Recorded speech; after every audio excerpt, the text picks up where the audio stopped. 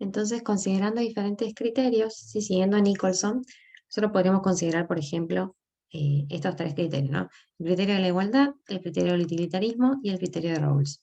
Entonces, el criterio de la igualdad consistiría en considerar esta FPU, que nos muestra las combinaciones de utilidad que pueden alcanzar Juan y Santiago, dadas las cantidades de bienes X y disponibles, y sus preferencias, ¿no? Entonces, el criterio de igualdad consistiría en que cada individuo, en que la máxima asignación, perdón, que el máximo bienestar social se alcanzaría cuando cada individuo obtenga el mismo nivel de utilidad, ¿sí? Entonces, para encontrar el mismo nivel de utilidad para los dos, dada la fórmula de FPU, podemos trazar una línea recta de 45 grados que parta del origen, que cruza la FPU y ese punto nos va a determinar que Juan y Santiago perciben la misma utilidad. Entonces, un punto como A sería el que maximiza el bienestar social dado el criterio de la igualdad. Bien, fíjense que el hecho de que perciban los mismos niveles de utilidad o que obtengan iguales niveles de utilidad no implica iguales cestas de consumo, claramente, ¿no?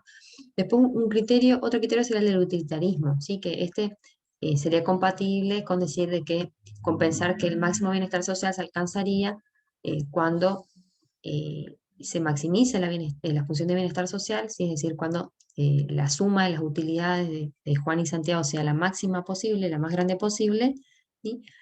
Dada la frontera de posibilidades de utilidad, ¿sí? O sea, dadas las diferentes formas en las cuales ellos pueden combinar los dos bienes para alcanzar asignaciones eficientes y considerar para cada una de esas asignaciones que son eficientes en el sentido de Pareto, digamos, para todas estas posibles asignaciones, buscar aquella para la cual la suma de las utilidades de cada una de estas dos personas es la máxima posible.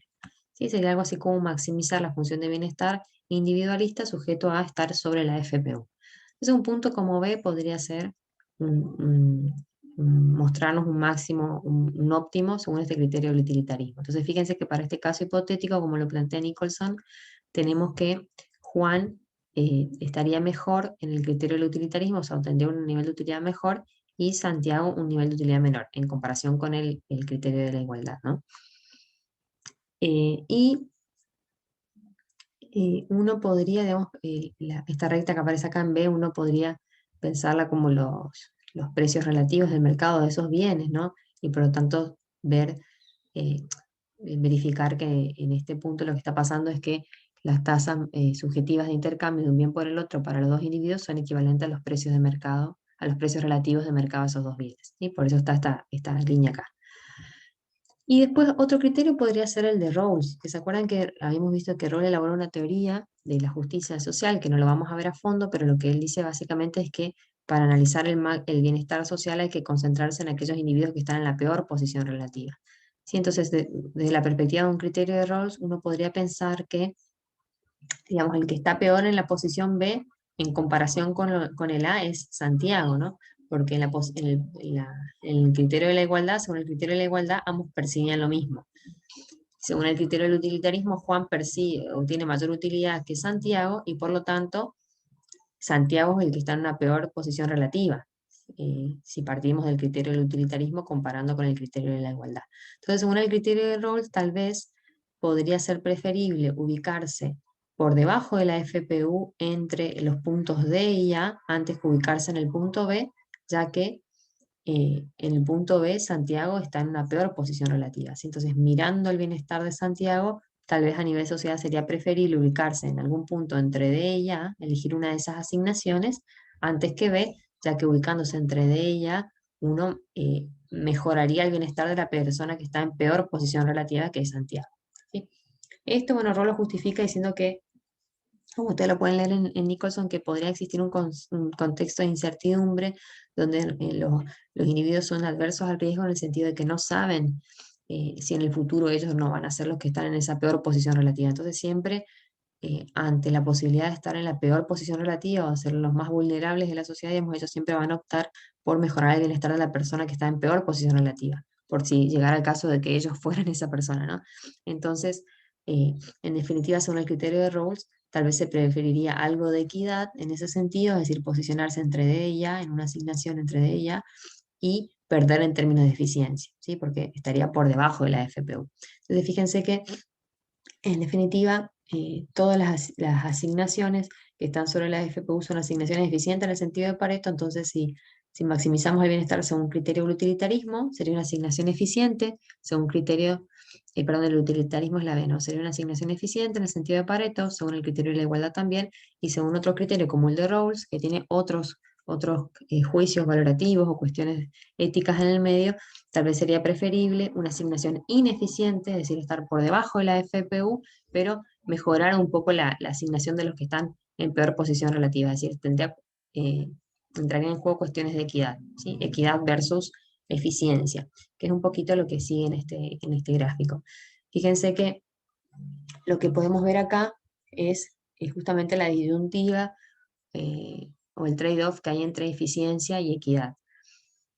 Y que lo veíamos también en el diagrama previo, ¿sí? Fíjense, acá tenemos tres asignaciones posibles. La D y la E son eficientes en el sentido de Pareto porque están sobre la frontera de posibilidades de utilidad. Estas son como líneas de isobienestar, ¿no? Tenemos tres líneas de isobienestar. Cuanto más alta, mayor es el bienestar social. Entonces, punto D y punto E son asignaciones eficientes en el sentido de Pareto, lo que no implica que maximicen el bienestar, ¿no? Fíjense que la E, como es tangente con la línea isobienestar, es un punto eficiente en el sentido de Pareto y que maximiza el bienestar social, ¿sí? Porque muestra una tangencia entre la FPU y la función de isobienestar. Ahora, un punto como D, fíjense que es eficiente en el sentido de Pareto porque está sobre la FPU, pero no maximiza el bienestar social, ¿sí? Porque uno podría reasignar los bienes de forma tal de moverse sobre la FPU y alcanzar el punto E, por ejemplo, ¿sí? Que permite un mayor nivel de bienestar social. Entonces el punto D claramente, como la hizo bienestar, corta la FPU, no es un punto que maximiza el bienestar, dadas estas líneas ISO bienestar, ¿no? Y un punto como F, fíjense que es ineficiente porque está por debajo de la FPU, pero uno podría pensar que es más justo que el punto D. ¿Por qué? Porque el punto D, fíjense que en comparación con el E, le da mucho más utilidad a Juan y le da mucho menos utilidad a Santiago. Y le da menos utilidad a Santiago y le da más a Juan.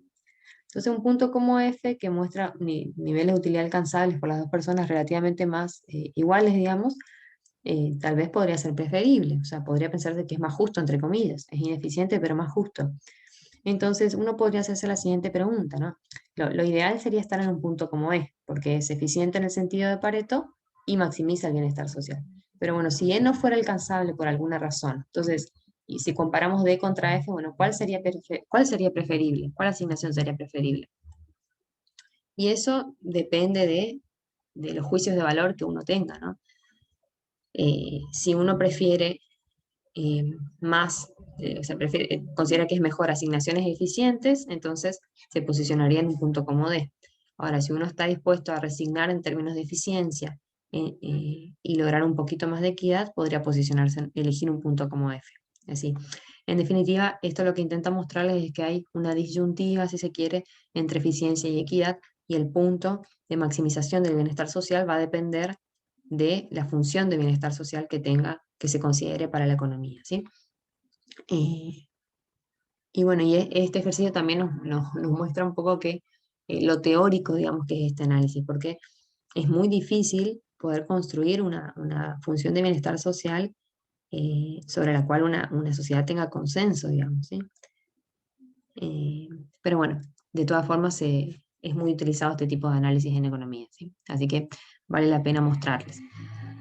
Eh, bueno, y otra cuestión que la habíamos mencionado al principio de los videos es que fíjense, un punto como D nos muestra que la eficiencia en el sentido de Pareto es una condición necesaria, ¿sí? Es decir, el estar sobre la FPU es una condición necesaria, pero no es una condición suficiente para maximizar el bienestar social, ¿sí? Es decir, este es un óptimo para maximizar, para un óptimo de bienestar social, de máximo bienestar social, pero no es el punto óptimo. El punto óptimo en este caso sería el punto E, ¿no? Para eso también sirve este grafiquito. Bueno, y ahora cambiando un poquitito de tema, en todo esto de teoría del bienestar social, hay un famoso teorema de Arrow que se llama Teorema de la Imposibilidad de Arrow, que nos habla un poco de la imposibilidad de poder realizar, de realizar elecciones en estados, perdón, de diferentes asignaciones a nivel de una sociedad, dado que no se cumplen con todos los supuestos que uno esperaría que se cumplan como para poder hacer ese tipo de elecciones, ¿sí? Es decir, Partamos de que el problema general del bienestar social es poder elegir a nivel de una sociedad cuáles son los estados de la sociedad que son más factibles, y que serían más factibles. Cuando decimos estados de la sociedad, quiere decir, bueno, las diferentes asignaciones que se pueden realizar en una sociedad, ¿no? Entonces, surge la siguiente pregunta, ¿no? ¿Existe alguna clasificación de esos estados a escala social que registre correctamente las preferencias de los individuos? ¿Sí? Bueno, y ahí Arrow establece ciertos axiomas que deberían cumplirse para poder hacer esa clasificación de los estados. Son axiomas, digamos, que son esperables dado todo lo que vimos en la materia, ¿sí? Y son estos que están a continuación, ¿no?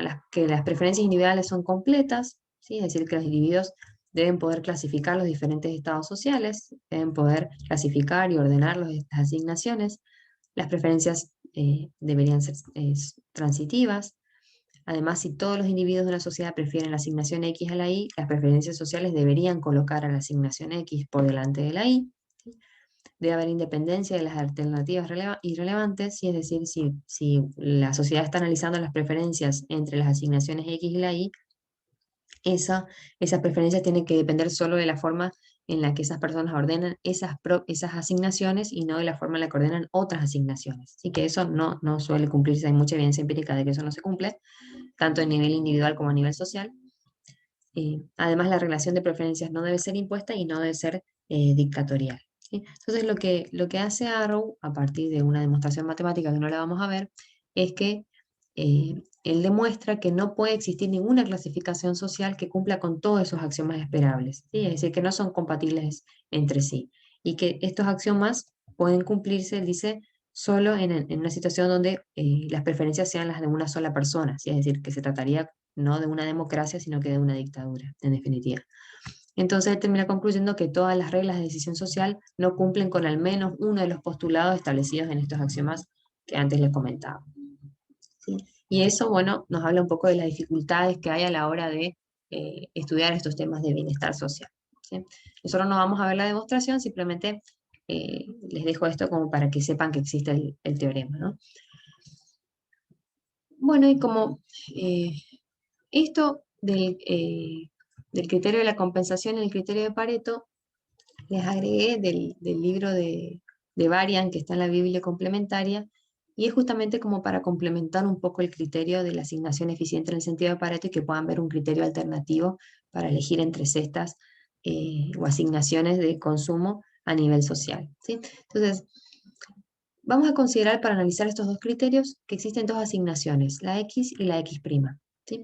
Entonces, vamos a ver dos diferentes criterios que nos permiten, estos criterios, digamos, permiten evaluar, por ejemplo, si es eh, beneficioso o no para una sociedad el realizar alguna inversión o algún proyecto, ¿sí? Nos permite poder comparar la situación sin y con proyecto y ver, bueno, cuál es la que mejora el bienestar a nivel de una sociedad.